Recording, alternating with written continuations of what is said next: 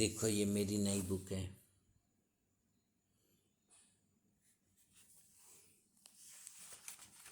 इसमें देखो क्या लिखा है। इसी में लिखा है श्री हरि महर्षि वेद व्यास प्रणीत श्रीलिंग महापुराण सचित्र सरल हिंदी व्याख्यान सहित त्वमेव माता च पिता त्वमेव बंधुश्च सखा त्वमेव विद्या द्रविणम त्वमेव सर्वं मम देव देवा। अब फिर इसके आगे क्या लिखा हुआ है। अब संपादकीय निवेदन हम लोग पढ़ते हैं।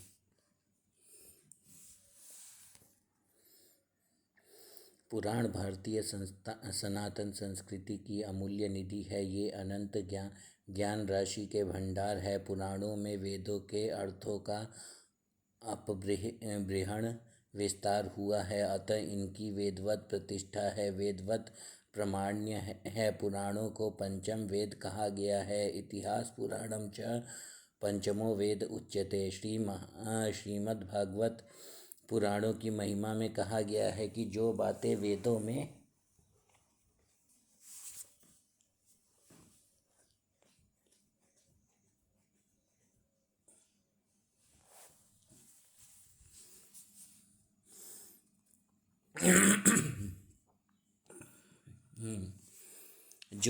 वेदों में प्राप्त नहीं होती वे पुराणों के द्वारा ज्ञात होती हैं। इसीलिए पुराणों के श्रवण एवं पठन का विशेष महात्म्य है। पुराणों के श्रवण से सारे पापों का क्षय होता है, धर्म की अभिवृद्धि होती है और मनुष्य ज्ञानी हो जाता है, उसका पुनर्जन्म नहीं होता। वेद प्रभु सम्मित वचन है, किंतु पुराण सुहृत सम्मित हैं। पुराण आज्ञा नहीं देते, अपितु सच्चे मित्र की भांति कल्याणकारी बातों का सत्परामर्श प्रदान करते हैं। पुराणों का यह अपूर्व वैशिष्ट्य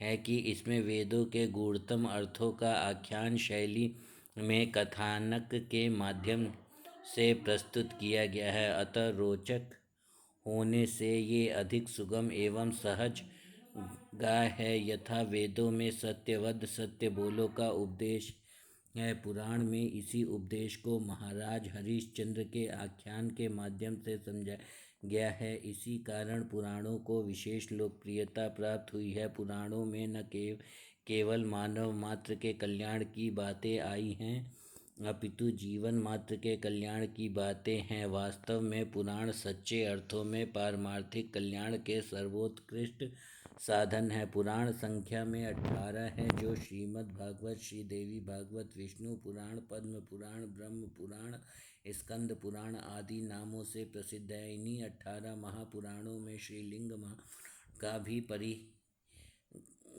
है।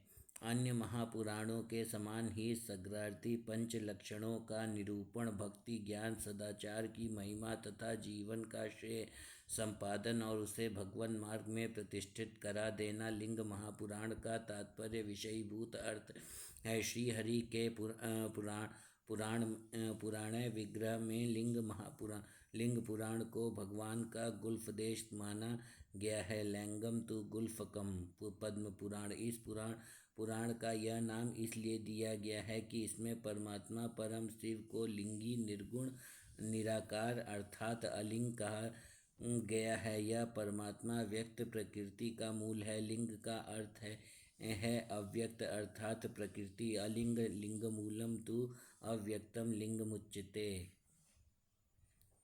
लिंग शब्द का व्युत्पत्ति लक्ष्य अर्थ है सबको अपने में लीन रखने वाला या विश्व के सभी प्राणी पदार्थों का उद्भावक, परिचायक चिन्ह अथवा संपूर्ण विश्वमय परमात्मा लयन्नाली गमुच्यते।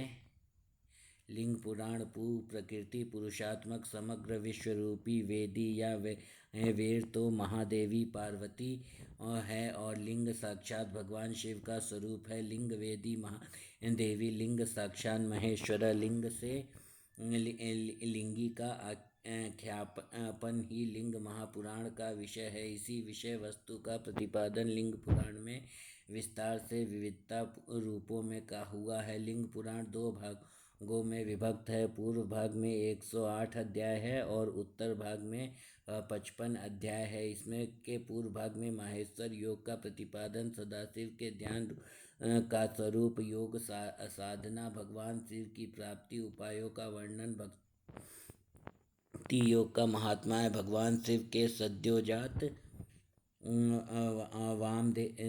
देव आदि अवतारों की कथा, ज्योतिर्लिंग के प्रादुर्भाव का आख्यान, 28 व्यासों तथा 28 शिवावतारों की कथा, लिंगार्चन विधि तथा लिंगाभिषेक की महिमा, भस्म एवं रुद्राक्ष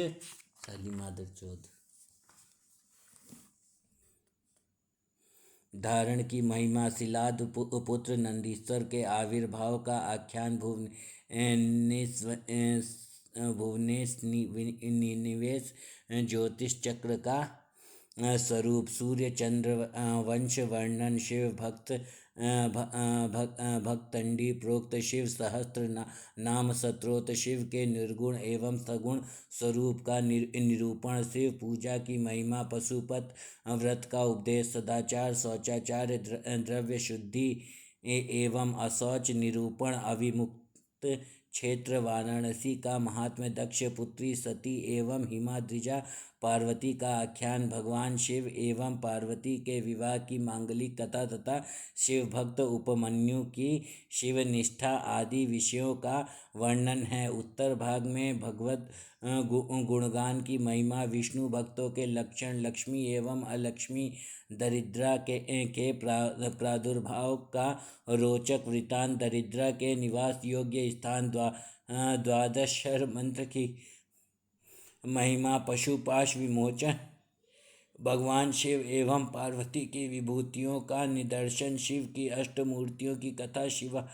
शिवाराधना, शिव दीक्षा विधान, तुला पुरुष आदि षोडश महादानों की विधि,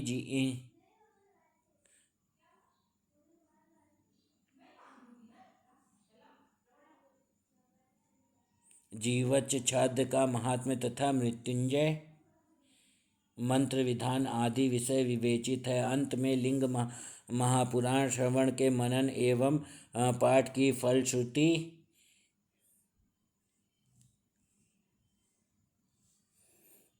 फलश्रुति निरूपित है। संभूय भगवान ब्रह्मा जी इस पुराण की महिमा बताते हुए कहते हैं, जो मनुष्य इस संपूर्ण लिंग पुराण को आदि से अंत तक पढ़ता है अथवा सुनता है अथवा द्विजों को सुनाता है, वह परम गति प्राप्त करता है। उस महात्मा की श्रद्धा मुझ ब्रह्मा में, नारायण तथा भगवान शिव में हो जाती है। लैंग माद्यंत खिलम यह पठेच्छी णुयादपि द्विजेभ्य श्रावणे याद्वापि स याति परमागति मयि नारायणेन देवे श्रद्धा चास्तु महात्मनः। इस प्रकार संपूर्ण लिंग पुराण विशेष रूप से शिव उपासनों में पर्यवसित है। इसमें भगवान शिव एवं भगवान विष्णु का अभेद प्रतिपादित हुआ है।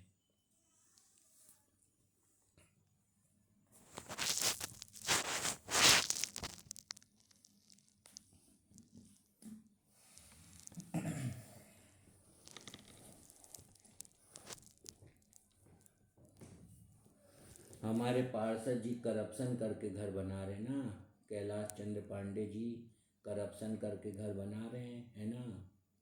और उस बुक में लिखा हुआ है कि कृष्ण भगवान ने शिव जी की पूजा की थी और कृष्ण भगवान ने शिव जी के लिए तपस्या की थी और कृष्ण भगवान ने 12 साल तक, भगवान को क्या कहते हैं, भगवान को परम तप भी कहते हैं, मतलब परम से परम जो तपस्या होती है वो कौन कर ले जाता है, वो भगवान कर ले जाते हैं। तो भगवान ने जैसे टाइटैनिक फिल्म की हीरोइन होती केट विंसलेट, वो थोड़ी देर के लिए अपने अंगूठे पे खड़ी होती है, भगवान श्री कृष्ण ने वैसे अपने दोनों अंगूठे पे और अपने दोनों हाथों को ऊपर करके करीब 12 साल तक वो खड़े रह गए थे, भगवान कृष्ण शिव जी की उपासना में। और किस लिए? तो पुत्र प्राप्ति के लिए। इसमें दिया हुआ इस वाली बुक में, महापुराण में, लिंग पद्म महापुराण। तो मैं ये घोषणा करता हूँ